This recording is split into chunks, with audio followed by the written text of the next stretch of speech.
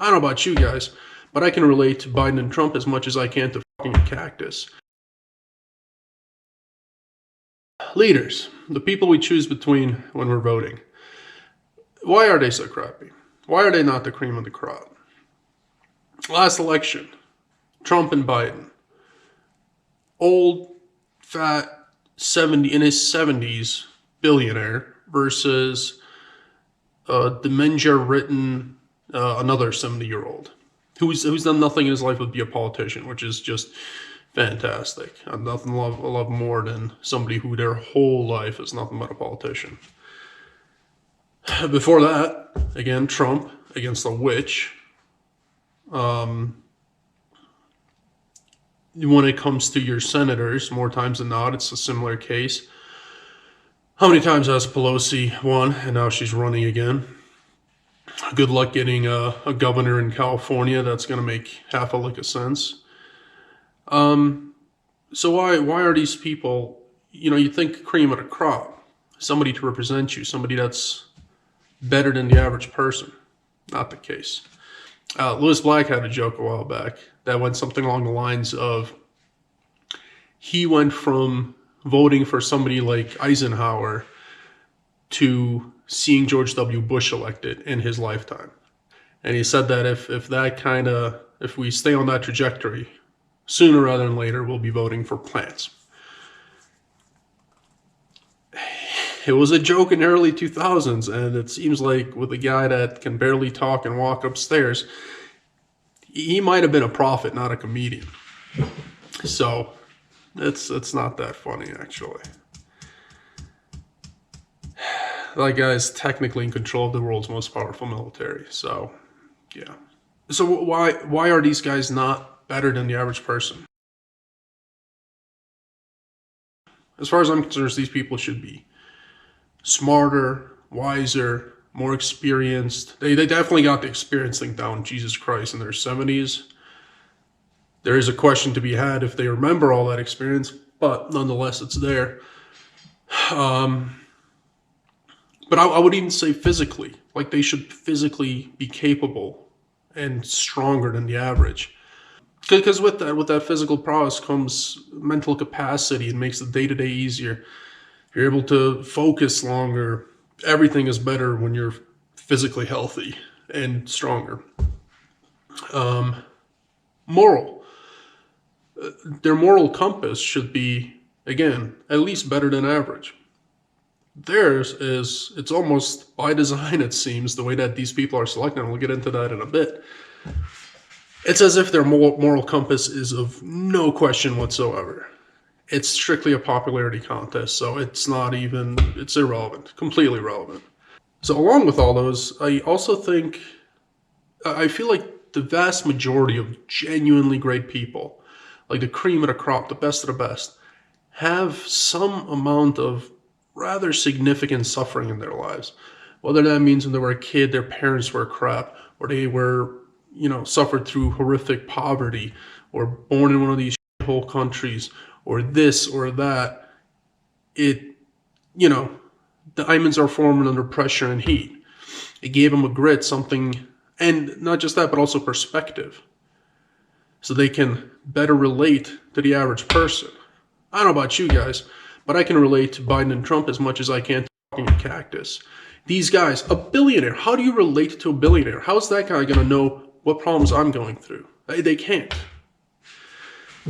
And so they can't address the problems properly. So I think a bit of suffering, a bit of humility goes a long ways in these people's lives. And that would be nice to see in these candidates. Not something that you can necessarily call for outright, because that's not how America works. But I would say I would much rather see somebody who's lived a life of poverty climb their way up that ladder than somebody like Biden who's been handed it their whole life, let alone the other names, the Bushes and the Clintons. Beyond what our leaders should be, let's talk about how they should be treated. Two things in particular. When they get into office and they screw up, accountability. I feel like that is the single most infuriating part about the setup we have right now. Because there's none. There's exactly zero accountability. On rare occasion, you'll see a glimmer of it and it'll just disappear like a fart. It's just not there. Uvalde. What happened to the police chief in Uvalde? Was there any punishment for him? I haven't followed it because I got a job and kids and a life. But I assume the answer is no. I followed it for a bit. I saw him on the podium talking nonsense and my blood was boiling, so I had to turn it off. But no, as far as I know, no accountability for that catastrophic response. Flint. I'm pretty sure they were aware of the problem well before they fixed it or addressed it. I know damn well somebody was. There's no way that goes without somebody noticing it. Maui.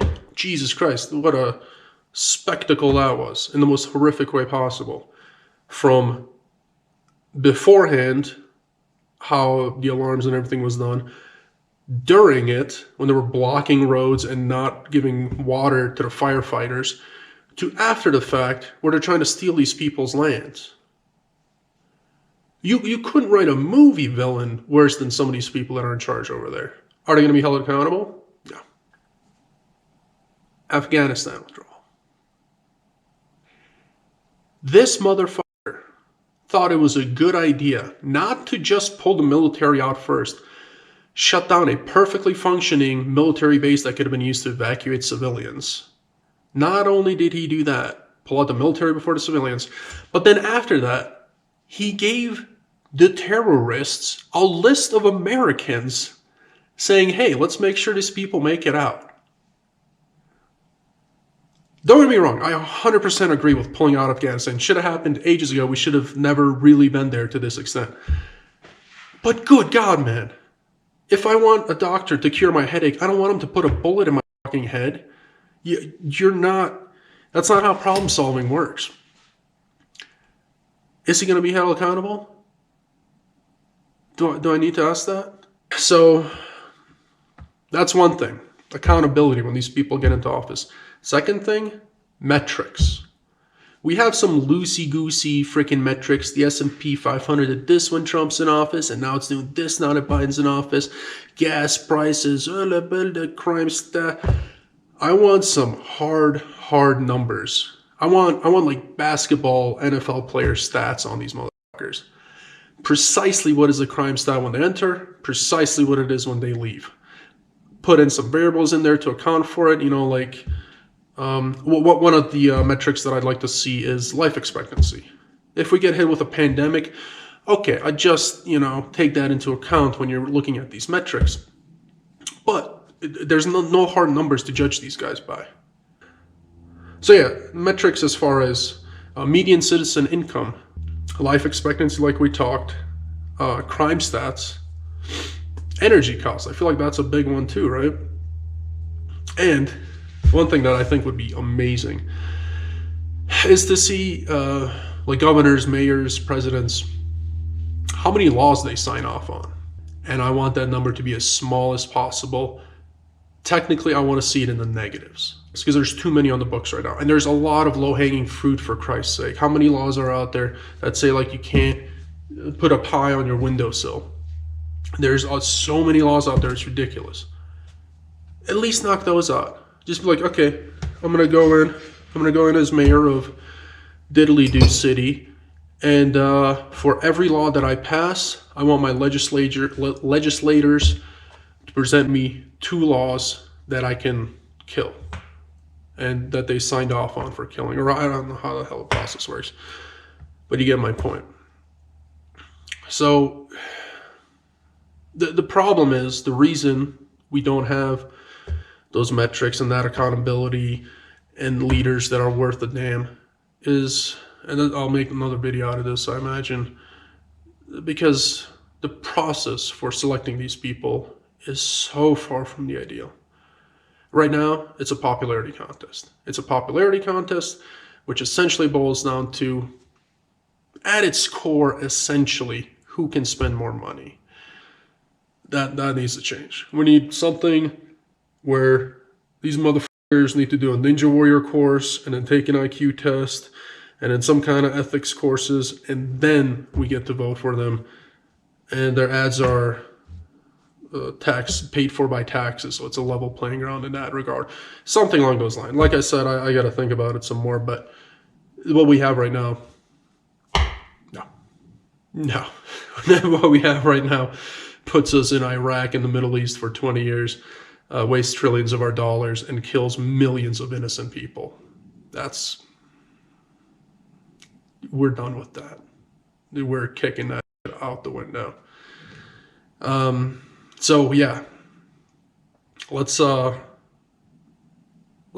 get some better people. I don't want to choose between these relics anymore. These incompetent people, incapable, immoral, so on and so forth. So let me know what you guys think. Thanks for watching, and I'll see you guys next time. Should our leaders take cocaine? Yeah, I'd say so on occasion. It looks like Trump already is. He's ahead of the curve on that one. Props to him. Biden could really use some. He probably is as well, but more, up the dosage. I don't know what to tell you. But yeah, when these critical events happen, he's on a beach and a state is on fire, yo. How many? I mean, the body count is in the thousands, isn't it? Oh, I don't know where I'm going with this, but